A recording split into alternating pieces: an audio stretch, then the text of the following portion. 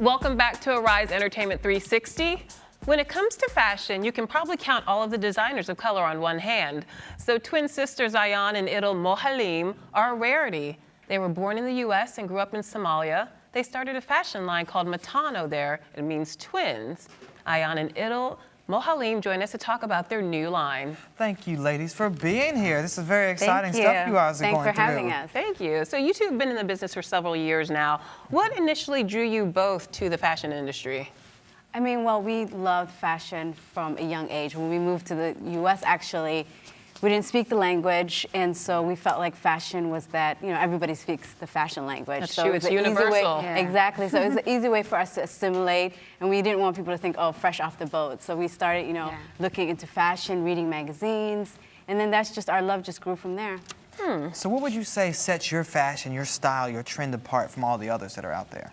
Well, we have a unique voice, so what we do is we try to do a nice, elegant collection with a modern edge, and we use some of the global sensibility of being Somali. We bring some of that to the table. Now, what's it like working with your twin sister?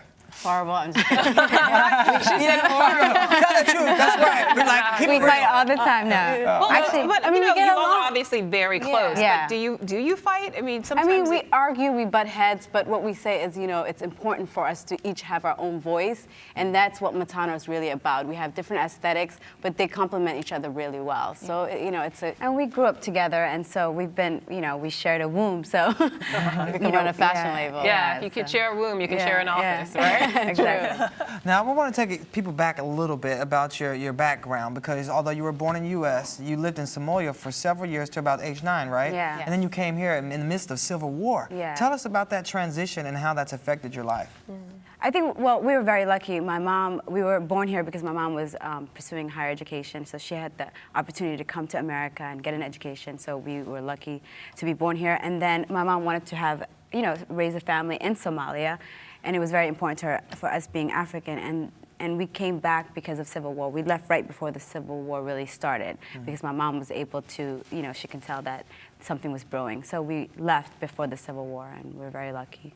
What was that like for you all to make the transition back to living in the U.S. after having, you know, basically leaving everything you've known behind? I mean, it was extremely difficult, but at the same time, we were young and we were looking for new opportunities, and America was this, you know, big, far out of reach place, and so for us to have that opportunity was a very exciting time in our lives. Yeah.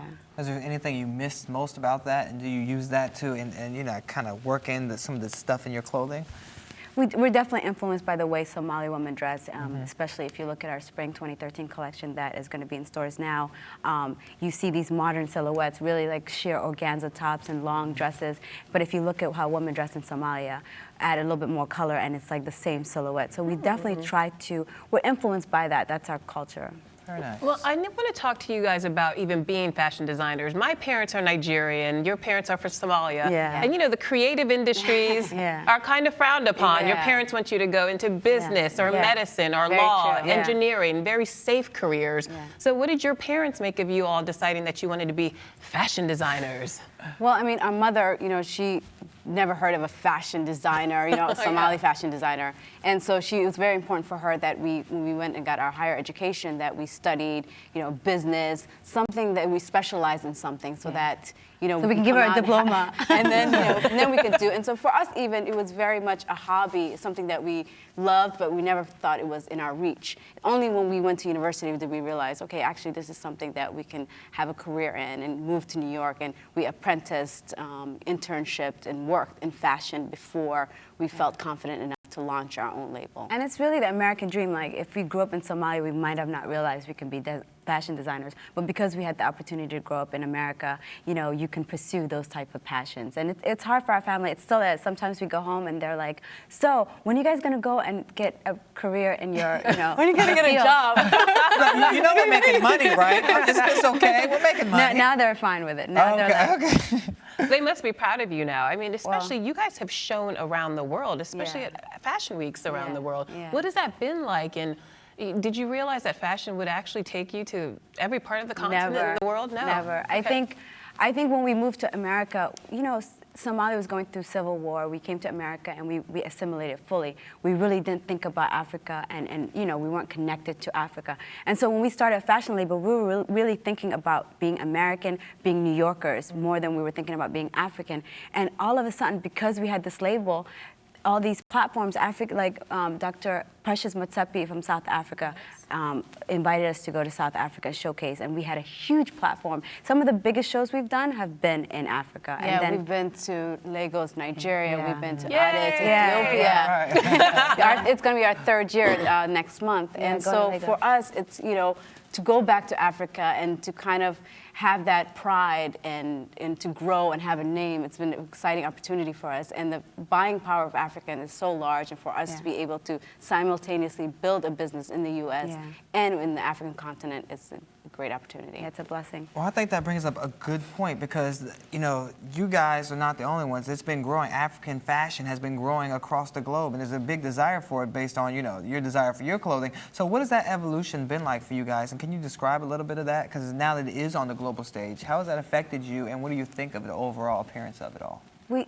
We love how Nduka and you know, Precious Motsepe is giving us this opportunity, young talent, to invite us to African countries, and to, you know, there's buying power there. They're giving us a platform, and we get to showcase, and they put on amazing shows. The production is better than anything that we do in New York. And so to go back to Africa and we're putting on shows on that caliber, it's been, you know, it's great. They're giving us a voice. Yeah. And also, you know, we have to change the discourse and the dialogue. And usually when, you know, designers kind of borrow from African aesthetics, you know, it's just one-sided, it's one voice. So for us to kind of take that back and say, you know, Africa has so many countries. It's not just, you know, one continent, one style. It's not animal print or, you know, so to kind of change that language and highlight for us from the East and all the different influences that all these African designers can bring to the table. It's interesting that you bring that up because still for a number of people, when they think African fashion, they think kente Tribal. cloth or tribal or Safari. mud cloth. Yeah. And your stuff looks nothing like that. No, it's a modern